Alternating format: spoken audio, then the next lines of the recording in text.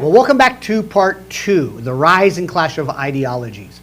We talked a little bit about the explosion of all these new ideas and ideologies, these systems of thinking, these systems of how to perceive the world.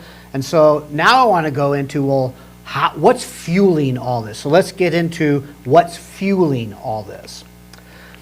Well, there's building blocks here. The idea that ideas can turn into ideologies, and ideologies can create narratives, and narratives can actually sway and move and make people sort of go in different directions. This is all that layering part. And the first part I want to talk about is the popular press. After that, we're going to go into compulsory education, which we've already talked a little bit before, and then the development of the mass narratives. What is the story? So these are the three areas I want to look at in this video today in part 2. So do you remember a few weeks ago I showed you a picture of the newspaper? Newspapers are starting to come up in the 1830s. They're getting information out. They're making little communities more tighter. You're getting, on the front page, you're getting pictures of the operas and the concerts and whose parties are and whose socials are doing what. Remember all that? It was very, very plain kind of type. It was very, very blah. But you had all of the information. And then deeper into the paper, you found the news, the things that were happening outside of the community. And at first, this was an idea of bringing together that national unity and identity. Who are we? Who's in our neighborhood? What's going on? However, as we move closer to the 1850s, 1860s, into the 70s, 80s, and 90s, newspapers are transforming. This is one that came out in 1861. And you have a very different feel to this newspaper. It cost 2 cents. 2 cents to get this newspaper, so it was very cheap.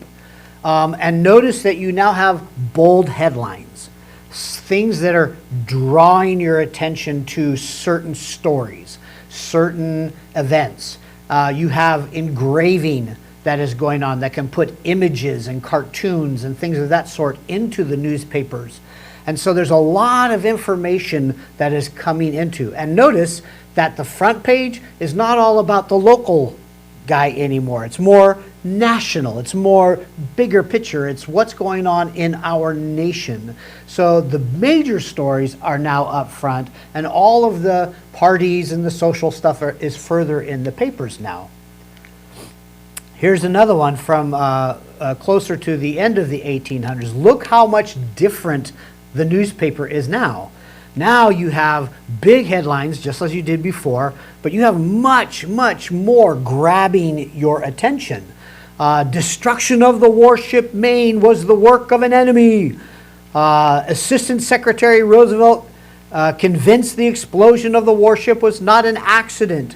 The Journal offers $50,000 reward for the conviction of the criminals who sent 258 American sailors to their death. I mean, this is a lot different feel and message and story. It's a different narrative. And so this is beginning to change the way people perceive their world and how they get their reality. I'm going to put that in air quotes, their reality. Compulsory education is another component. United States makes mandatory compulsion or education mandatory by 1856. We see it in Massachusetts, and it spreads from there very, very quickly. England is 1870 to 1880. France in 1881 has compulsory education, but in 1882 they abolish religious studies. They kick religious studies out of the schools. They don't allow religious studies to be taught in public schools anymore. Now you expect you to go, why? What are schools trying to do? And I'm gonna just kind of give you hints at this in just a minute. So what is the purpose? Well, some of the purposes would include training up true citizens. Back to that nationalism. Who makes a true citizen? How do they think? What do they value? What do they identify with? Well, let's train up children to be adults who are good citizens, who meet all those needs, who value and have studied all those things that we, the state, we, whoever controls the schools, can feed them. We want to build a national identity and unity. We want them to be patriotic of their country, and that's going to be part of the curriculum of the school, the culture of the school. And we want them to be educated to keep the nation alive. Not only to be alive, but to thrive. We want them to we want the nation to survive, to be the top dog. And we'll get into that in our next lecture, what that looks like and why that is coming to be so important. But this then drives these mass narratives. We have newspapers who are putting information out, putting the bold attention getters up front, delivering the story in such a way that it moves and motivates people. It creates for them, the reader, the new reality. What's going on? Well, look at the newspaper. What's going on in that newspaper? It creates a sense of value. What should we care about? Are we caring about the social little parties and stuff, or should we be caring about this ship that was blown up supposedly by Spain? And then not only that, but we want to know, well, what kind of action should you take? Well, newspaper, tell me what I should do. Should I be upset? Should I fight? Should I picket? Should I stop working? Should I join some league or some union? What should I do? Please tell me. And so the rise of the populist press, the rise of mandated education created this citizen, this society that saw things in a particular way, valued things in a particular way, and that created nationalism. That created another one of those isms that we've been talking about. So let's go back to this particular newspaper article. Look at this one again. What kinds of things do you see as far as, let's go back. What's going on? Well, what's going on? Well, we don't have anything on this front page except this warship Maine being blown up. Blown up by whom? Who's blown it up? Well, the headline says it was an enemy. So the press then starts identifying who's the bad guy, who is the one that we want to fight against. And I'll tell you what, whether it be historians or sociologists, psychologists, it's always easier to get a bunch of people together and united around something that they hate, something that they think is the enemy or bad, than it is to try to get them together over something that's good and something that's positive. So let's create an enemy. The enemy is Spain in this case, in this particular instance.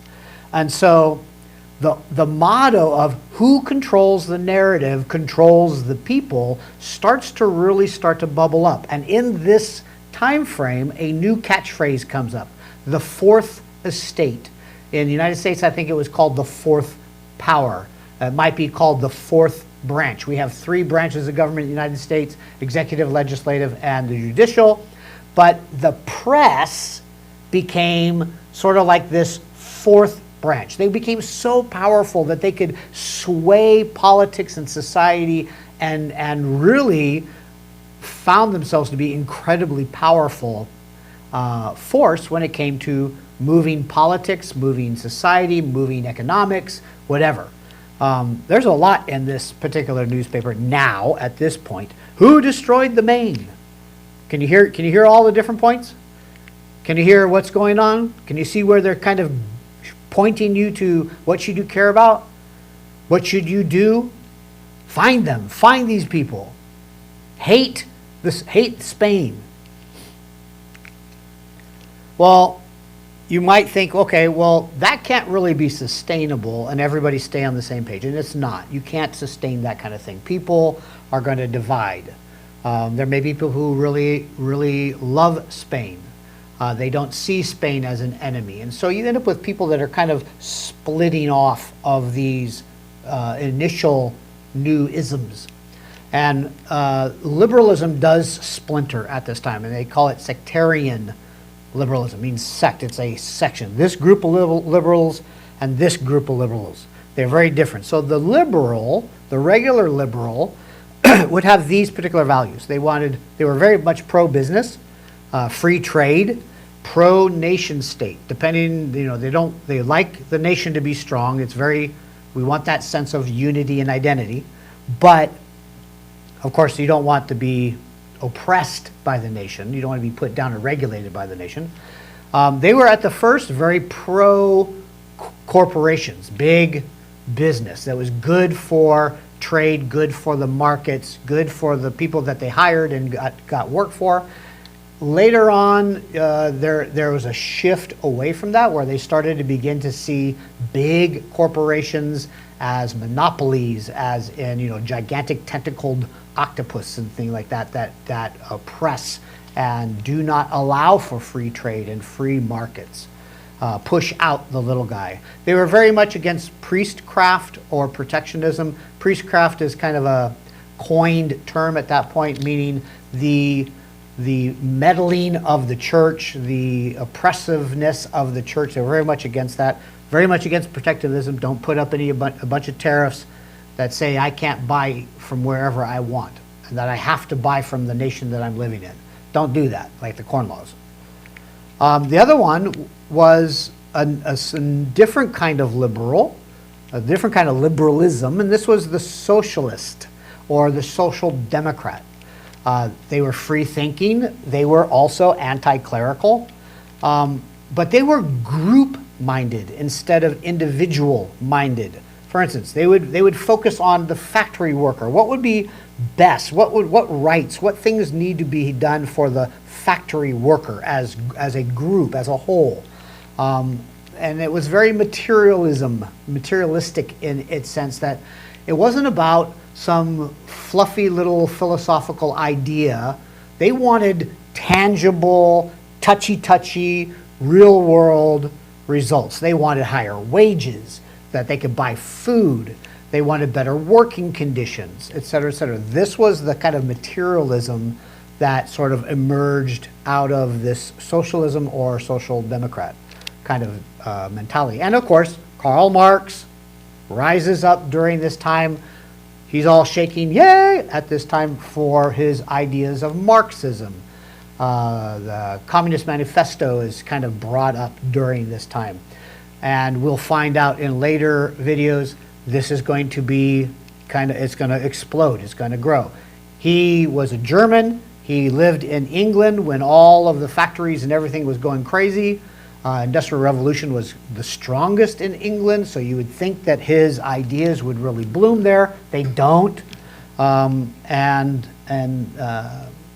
There's other reasons why that didn't happen. But this would be one of those secondary kinds of liberalism. But there's also a sort of backlash. There's a kind of a reaction to these liberals, these liberalism. And that's a reawakening of conservatism. There's another ism. We've got so many isms during this time. Nobles, kings, princes, people of nobility, they are surrounding themselves with emblems of state and the church and the military and empire, very much clinging to those old ways. Mere materialism is not enough. They want to keep the traditions of old, the high liturgy, the fancy robes and the big ceremonies and the pomp and circumstance. They want all of that. They're clinging to that. Alexander III, or the Tsar Alexander III, is a great example of this. His father was assassinated earlier by rebels, by people who were rising up, who wanted to have a new liberal sort of life in Russia. And of course, having his father murdered, he's not going to be so, that sounds like a good idea. That's not going to happen. He's going to sort of backlash, and he does. Likewise, the Catholic Church is not going to remain sort of quiet and just let everybody toss the church out or shoot down a bunch of priests and monks like in the Paris Commune. No, they're going to react back. They're going to counter this.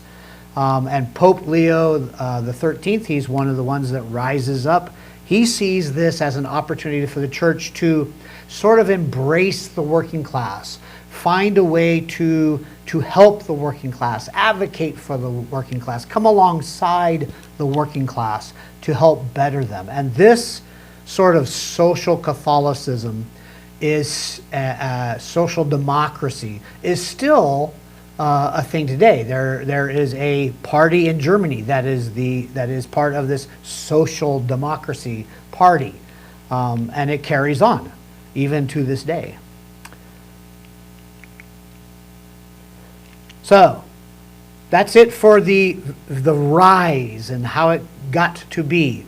Now I want to look at another little element, and that is the twisting of Darwinism and a new nationalism that's going to emerge out of all of this mess pretty much at the same time.